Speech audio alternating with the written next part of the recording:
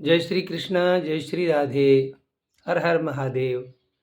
सज्जनों, हम जिस समय किसी के किराए के मकान में रहते हैं तो उस मकान मालिक को किराया देना ही पड़ता है, भले ही देर से हो लेकिन देना ही पड़ता है। और हम जिस मकान में रह रहे हैं, ये मकान भी किसी न किसी का तो होगा। ये शरीर इसके लिए कह रहा है। तो ये शरीर हमारा नहीं है। हम जैसे चूना, सीमेंट, बजरी, पत्थर, सीमेंट, लोहा आदि से जो मकान बनाते हैं, उस मकान के बारे में किसी से पूछे ये मकान किसका है, तो जिसने बनवाया है मेहनत करके वो कहेगा ये मकान मेरा है। लेकिन हम उससे पूछे कि क्या तुम मकान हो? नहीं न। तो हम इस शरीर में रहने वाले के बारे में पूछे कि तुम कौन हो? जो जानकार है वो तो बता देगा मैं तो इस शरीर के भीतर रहने वाला जीवात्मा हूँ। लेकिन जो अज्ञानी होगा वह कहेगा ये शरीर मेरा है, मैं शरीर हूँ, ऐसा कहेगा। लेकिन ये बात सत्य नहीं है कि हमने किराए के मकान का किराया तो देना ही पड़ेगा।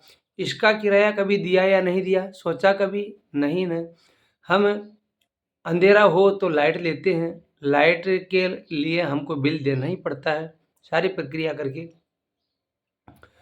लाइट से पंखा वगैरह आदि जो कुछ भी चलाते हैं उसका भी बिल देना ही पड़ता है। जल हम लाते हैं कहीं से तो नल आता है, उसका भी बिल देना ही पड़ता है।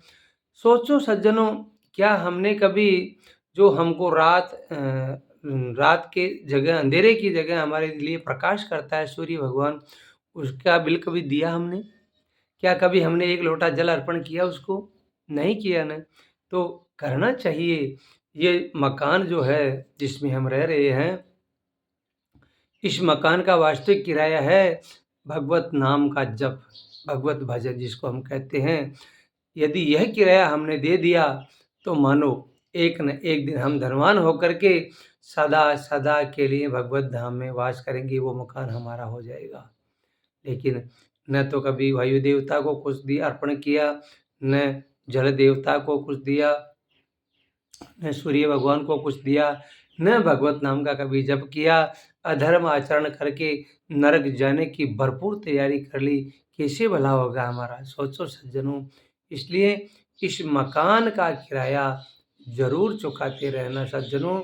मैं आपसे हाथ जोड़कर प्रार्थना करता हूँ, जब भी समय मिले या न मिले, समय निकाल करके भगवत नाम का स्मरण कर लीजिए, बस किराया चूक जाएगा। श्री राधे, श्री राधे, श्री राधे।